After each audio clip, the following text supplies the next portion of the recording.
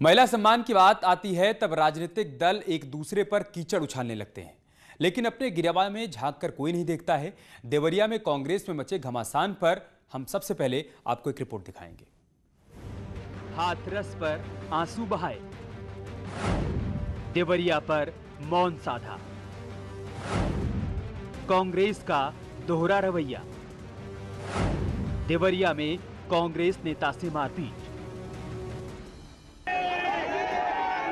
Hathras rape मामले में पीड़ितों के आंसू पोंछने के लिए कांग्रेस नेताओं ने दौड़ लगा दी थी और महिला अपराधों को लेकर सरकार पर निशाना भी साधा। तस्वीरें ज्यादा पुरानी नहीं हैं, लेकिन अब कांग्रेस के भीतर ही महिला नेता से मारपीट पर कल तक हंगामा करने वाले आज चुप।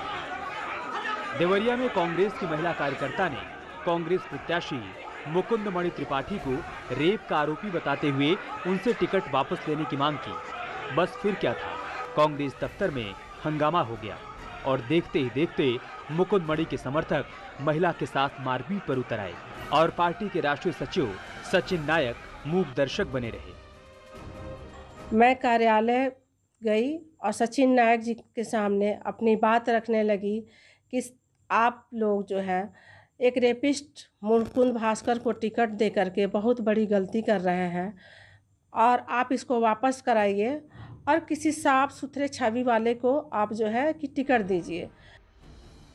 कांग्रेस नेता से मारपीट के मामले का राष्ट्रीय महिला आयोग ने संज्ञान लिया है और ट्वीट कर कहा है, राजनीति में बीमार मानसिकता के लोग कैसे आ जाते हैं और जिनकी वजह से पूरा हंगामा हुआ वो मुकुंद मणि त्रिपाठी अपने ऊपर लगे आरोपों को पूरी तरह से निराधार बता रहे हैं।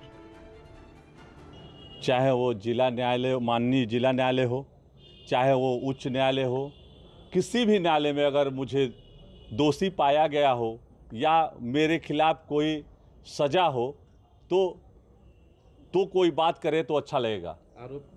आरोप पूरी तरह निराधार है। अब देखना होगा कि क्या हाथरस में न्याय दिलाने का दम भरने वाले कांग्रेसी अपनी ही पार्टी की महिला को न्याय दिलाते हैं या फिर महिला सम्मान सिर्फ बातों और नारों में ही रहेगा। Bureau report, news 18 Uttar Pradesh Uttarakhand. Deoria मामले पर कांग्रेस में मचे घमासान पर समाजवादी पार्टी ने कहा है कि महिलाओं का सम्मान होना चाहिए, जबकि बीजेपी ने इसे कांग्रेस का दोहरा रवैया करार दिया है। वहीं कांग्रेस ने इस पूरे मामले पर प्रतिक्रिया देने से इनकार कर दिया है। हिंदुस्तान महिलाओं का सम्मान करने वाला देश है। जो यहाँ महिलाओं का अपमान करने की कोशिश करेगा उस पर कानूनी कार्रवाई होनी चाहिए, चाहे वो देवरिया की घटना हो, चाहे हाथरस की हो, चाहे हापुड़ की हो। देखिए, कांग्रेस का असली चेहरा लगातार सामने आ रहा है। हाथरस कांड में जो वो अपनी चुनावी जमीन खोज रहे थे उस रेप कांड के पीछे और महिलाओं के सम्मान की बात करते थे, उसका असली चेहरा देखिए देवरिया कार्यालय सामने आ गया। केंद्रीय मंत्री अनुराग ठाकुर ने देवरिया मामले पर ट्वीट किया है और कांग्रेस नेताओं पर हमला बोला है। उन्होंने कहा है कि एक महिला मंच पर सार्वजनिक रूप से कांग्रेस नेताओं द्वारा हमला किया गया था। उन्होंने ये भी कहा है कि ये किस तरह का रवैया यहां पर देखने को मिला। आउटरीच, अवार्ड वापसी और साथ ही साथ डेमोक्रेसी की मौत हुई है और छद्म नारीवादी गिरोह अब कहां है।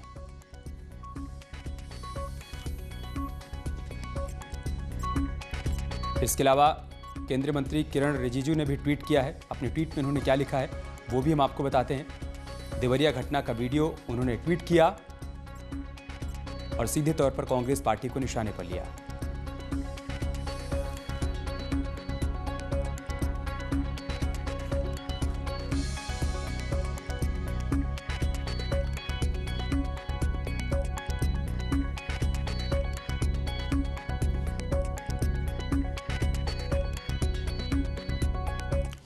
और इस मुद्दे पर बातचीत करने के लिए हमारे साथ खास मेहमान भी जुड़ रहे हैं। अंशु अवस्थी हमारे साथ जुड़ चुके हैं, नेता कांग्रेस के हैं। संजीव मिश्रा हमारे साथ जुड़ चुके हैं, प्रवक्ता हैं भारतीय जनता पार्टी के। शिवम त्यागी हमारे साथ जुड़ चुके हैं, वो राजनीतिक विश्लेषक हैं। लेकिन उससे पहले जो सवाल है न्यूज़ 18 की तरफ से वो हम आपको बताते हैं। कांग्रेस में महिला का अपमान क्यों हो रहा है? सम्मान की बात करने वाली पार्टी के भीतर ही महिलाओं का अपमान हो रहा है। सवाल यही है कि क्यों हो रहा है और इस पर नेताओं ने चुप्पी क्यों साध रखी है। कांग्रेस में महिलाओं का अपमान हो रहा है, सवाल किया जाता है, रिएक्शन लिया जाता है, किसी की तरफ से कोई जवाब सामने नहीं आता है। सवाल यही है कि महिलाओं को सम्मान कब मिलेगा। सिर्फ और सिर्फ सरकार पर निशाना साधा जा रहा है, कानून व्यवस्था को निशाने पर लिया जा रहा है। महिला सुरक्षा की बात की जाती है, लेकिन जब पार्टी के भीतर महिलाओं का अपमान होता है, उनकी पिटाई होती है, तो इस पर कांग्रेस पार्टी के नेता चुप्पी साध लेते हैं।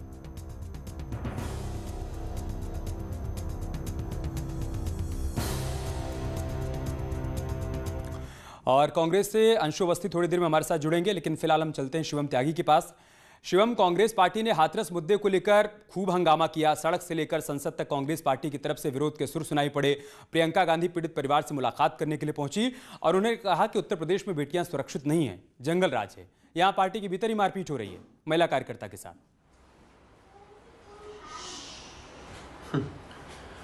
देखिए, मुझे लगता है कि अगर हम कांग्रेस की बात करें तो दोहरा चरित्र और रवैया तो सामने निकल कर आ ही रहा है, लेकिन उससे भी ज्यादा जरूरी यह है कि जब आप उस मंच की तरफ नजर दौड़ाएंगे तो पाएंगे कि वहां पर सभी पुरुष हैं, एकमात्र महिला वहां पर वो नजर आ रही है। और किस तरह से छीना झपटी, बदतमीजी और पिटाई की जैसी एक वीडियो होती है, वो है बिल्कुल। मैं मानता हूं कि शायद कुछ आपस में वो रहा हो, लेकिन ये रवैया, हाथरस में आपको इंसाफ चाहिए क्योंकि आपको पॉलिटिकल फिटमेंट के नजर आती है, आपको महिलाओं के लिए सम्मान चाहिए, महिलाओं के लिए इज्जत चाहिए, आप महिलाओं के लिए इतने गाए बगाए बातें करते रहते हैं। लेकिन जब अपनी ही पार्टी में आपके लिए सम्मान, नारी सम्मान की बात उठाई जाती है तो आपके राष्ट्रीय सचिव बिल्कुल चुप खड़े होते हैं और वो कहते हैं कि मैं किसी भी कोर्ट में जाकर कहीं पर भी ये साबित करने के लिए तैयार हूं कि मैं निर्दोष हूं। अरे कोर्ट में जाने की जरूरत बाद में पड़ेगी, ये वीडियो सबके सामने है, पूरा देश उस वीडियो को देख रहा है, जनता इस वीडियो को देख रही है। इतनी भी शर्म आपको नहीं आई कि आप एक महिला से बात कर रहे हैं तो कम से कम हाथापाई तो ना करें, हाथ तो ना उठाएं।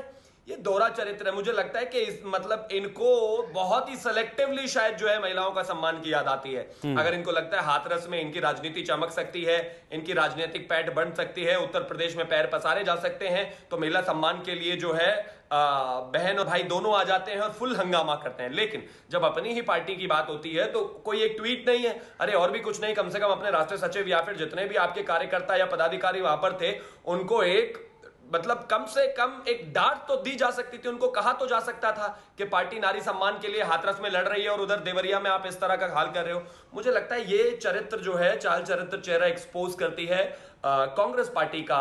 ये दिखाता है कि कहीं ना कहीं जिस तरह की ये बातें करते हैं, महिला सम्मान से इनका कोई लेना देना नहीं है। अगर इनका किसी चीज से लेना देना है तो कथनी और करनी में जमीन आसमान का फर्क है, इसे सीधे तौर पर समझा जा सकता है।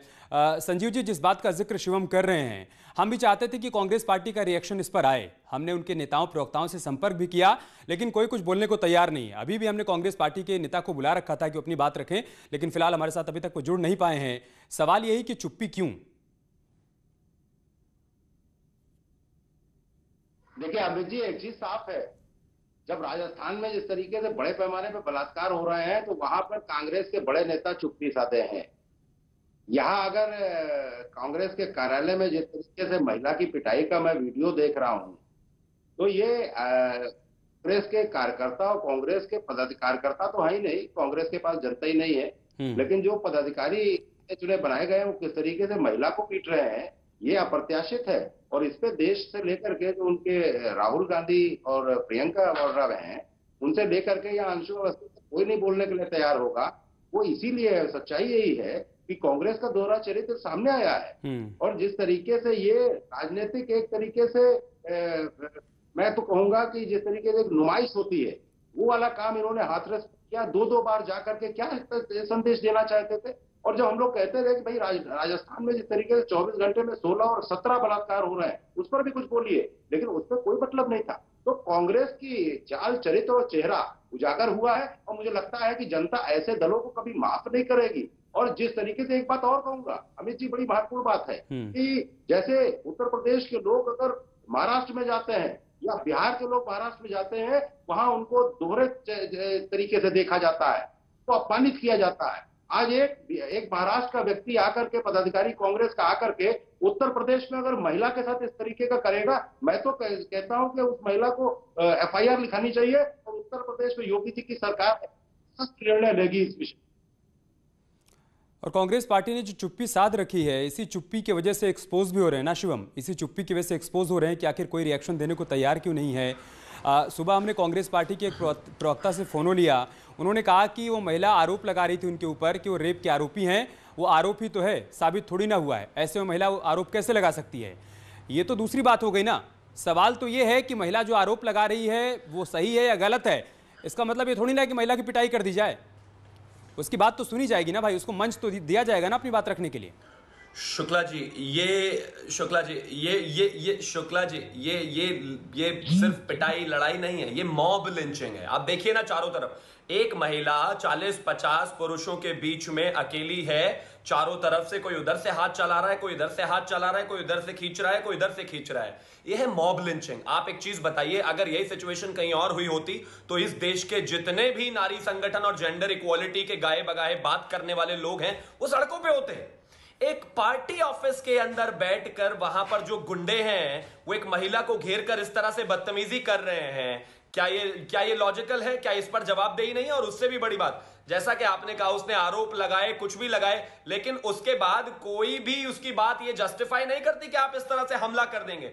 और ये जो चुप्पी है, ये चुप्पी सिर्फ कांग्रेस की ही उसकी क्रेडिबिलिटी खत्म नहीं करती है, इसीलिए एक्सपोज कांग्रेस नहीं हो रही। इस देश में, प्रदेश में जितने भी सामाजिक संगठन, जेंडर इक्वालिटी पर बात करने वाले संगठन, महिलाओं के सम्मान के बारे में बात करने वाले संगठन, जो हर छोटी बात को लेकर एकदम उसको आगे लेकर जाते हैं, लेकर जाना चाहिए जहां महिला के सम्मान की बात हो, लेकिन यहां पर अभी तक कोई एक ट्वीट, कोई एक जवाब, कोई एक नोटिस कांग्रेस के नेता का कुछ भी आया क्या? उसको कुछ नहीं कहा जा रहा। मुझे लगता है कि ये अपने आप में हिपोक्रेसी दिखाता है कि ये जो पूरा लिबरल गैंग और उसके साथ जो कांग्रेस है, इनको सिर्फ सेलेक्टिवली चीजें उठानी है। मैं कहता हूं इस पर भी उठाइए ना, तस्वीरें सामने हैं, लोग सामने हैं, चेहरे सामने हैं, एफआईआर कराइए और डालिए इनको अंदर। इन जैसे लोगों को, इन जैसे मॉब लिंचिंग करने वाले लोगों को, इन जैसे लोगों को, जो महिलाओं का सम्मान नहीं कर रहे कैमरों के सामने और जनता के बीच में, वो लोग बाद में क्या सम्मान करते होंगे? यहाँ अपने भीतर झांकना है ना शिवम, यहाँ अपने दामन में देखना है कि दाग है या नहीं।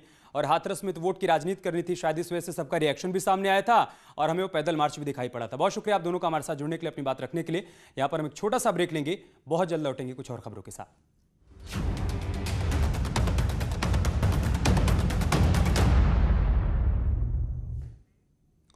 हाथरस कांड पर एक बड़ी खबर आ रही है। पीड़ित परिवार लखनऊ के लिए रवाना हो गया है।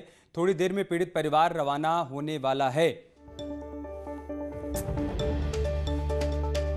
पीड़ित परिवार के 5 लोग लखनऊ जाएंगे। पुलिस सुरक्षा में लखनऊ रवाना होगा परिवार। कल हाईकोर्ट की लखनऊ बेंच में हाथरस मामले की सुनवाई होनी है और खबर ये सामने आ रही है कि अब से थोड़ी देर बाद पीड़ित परिवार हाथरस से रवाना होने वाला है लखनऊ के लिए। पीड़ित परिवार के 5 लोग लखनऊ जाएंगे। पुलिस सुरक्षा के बीच उनको लखनऊ ले जाया जाएगा। कल हाईकोर्ट की लखनऊ बेंच में हाथरस मामले की सुनवाई होनी है और आज पीड़ित परिवार के 5 सदस्य अब से थोड़ी देर बाद हाथरस से लखनऊ के लिए रवाना होने वाले। लोग लखनऊ जा रहे हैं? हाँ, लखनऊ जा रहे हैं। अच्छा, परिवार के कितने लोग लखनऊ जा रहे हैं? हम लोग 5 लोग जा रहे हैं। वहाँ मुख्यमंत्री से भी मिलेंगे क्या? अब ये तो हमें पता नहीं है कि मुख्यमंत्री से मिलेंगे नहीं। हमें तो उच्च न्यायालय ने मतलब बुलाया है, तो हम अपनी बेटी के साथ में जो दरिंदगी हुई है वो इस चीज़ को। और हाथरस से प्रशांत इस वक्त हमारे साथ लाइव जुड़ चुके हैं। प्रशांत, क्या जानकारी, क्या अपडेट है? परिवार वहां से रवाना हो गया, थोड़ी देर में रवाना होगा। जी अमित, देखिए आपको बता दें, यहाँ से प्रशासन ने इनको बोला था 10 बजे इनको जाना था, लेकिन अभी जस्ट प्रशासन की सूचना ये आ गई है कि यहाँ से उनको नहीं जाना है और ये कल जाएंगे और कल जाके ही लखनऊ मिलेंगे, लेकिन आज जाना इनका अभी कैंसिल हो गया है। जी अमित।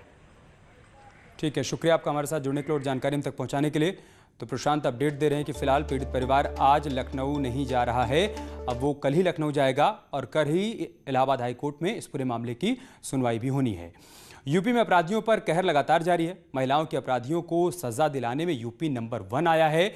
योगी सरकार में बेटियों के गुनहगार बच नहीं पाते हैं। 2019 में 15,116 महिला संबंधी वाद निस्तारित किए गए हैं। 193 मामलों में आजीवन कारावास की सजा हुई है। बलात्कार के मामलों में 5 अपराधियों को फांसी हुई है। महिला अपहरण के मामले में 39% की कमी आई है। 2016 के मुकाबले 2020 में रेप के मामले 42% कम हुए हैं। ये आंकड़े एनसीआरबी के हैं।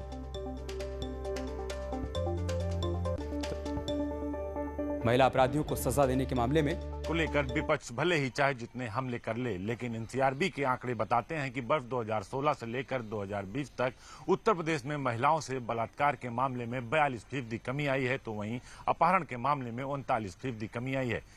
जहां सरकार लगातार महिलाओं से अपराध करने वालों के खिलाफ कार्रवाई कर रही, वहीं दूसरी तरफ आज उत्तर प्रदेश की सरकार ने हाईकोर्ट से अनुरोध किया है कि वो अपने सभी उत्तर प्रदेश में लंबित 20,000 महिलाओं से जुड़े अपराध व पॉक्सो एक्ट के मामलों का जल्द से जल्द निस्तारण हो, जिससे आरोपियों को सजा दिलाई जा सके। यानी साफ है कि सियासत भले ही हो रही हो, लेकिन आंकड़ों में कमी आ रही है, जिसकी रिपोर्ट एनसीआरबी ने दे दी है। वीडियो जर्नलिस्ट अखिलेश साथ अजीत सिंह, न्यूज 18 लखनऊ। और चलिए इसके साथ इस बुलेटिन में इतना ही। खबरें जारी हैं, आप बने हमारे साथ। नमस्कार।